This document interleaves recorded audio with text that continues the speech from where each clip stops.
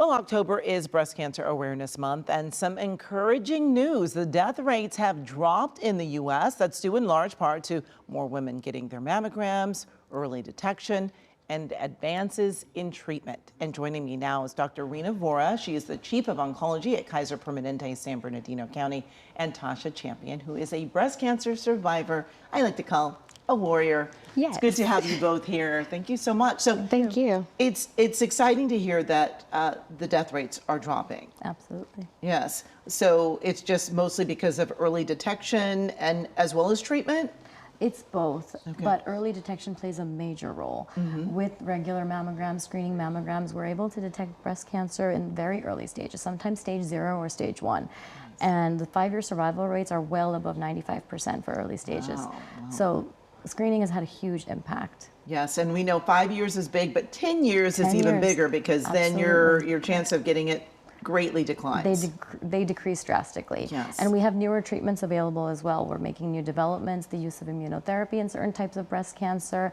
It's great, but the main thing is when we find it early, the outcomes are always superior. Yes, and you know, I hate to say it, a lot of women are afraid. They miss mammograms, especially during the pandemic. I know someone personally who skipped their mammogram during the pandemic, Yes. and then when she did go back, she had cancer and it was more advanced. And, you know, we often talk about family and breast cancer being within your Yes. family, but a lot of people ignore Yes. because it's not in your family. What is it, like maybe 80% of us don't have it in our family when we are In diagnosed? fact, what's important to know is that most women diagnosed these days do not have a family history of breast cancer. And the #1 risk factor for breast cancer is age and being a woman. So it is actually a common misconception. Some people think, or some women think, that I don't have a family history of breast cancer, so I don't need to worry.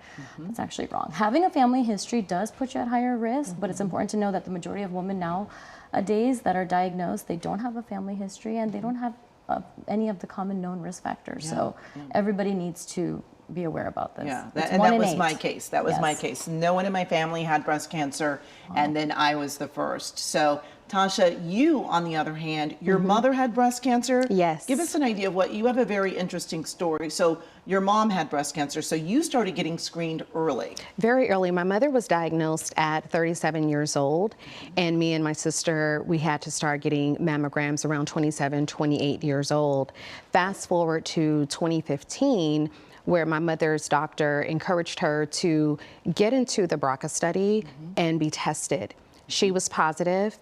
Me and my sister, we both tested as well, and we were positive. That's when we decided that we would go ahead and do the elected surgeries to really reduce our risk of ever getting breast or ovarian cancer. And it was during the elected double mastectomy that they found cancer already growing for me. And 2 weeks prior, my sister was diagnosed in the exact same way. So that history is definitely in our family. I lost a cousin 2 days before I had my double mastectomy. Wow. So for us, it's definitely a family history. Yes, and so many of us heard about doing these extreme preventative care actions when Angelina Jolie opted to have the same procedure. And so in their case, it was very important that they did it because, you know, you were getting mammograms and the cancer hadn't been detected yet. Right. So, I mean, that's kind of scary as well. Yeah.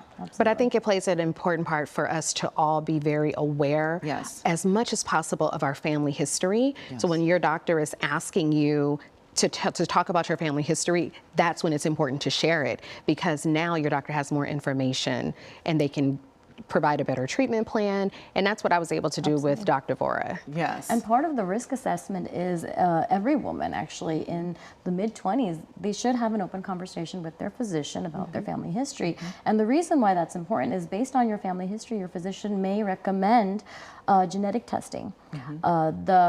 The recommendation to start mammograms for the standard risk woman is 40. However, if you have a strong family history, there's a high chance your healthcare provider may recommend that you get tested much earlier, and sometimes as early as 10 years prior to the age at which your youngest family member was diagnosed. Wow. So in your case, your mom was diagnosed at 37, so you started those mammograms at 27. Yes.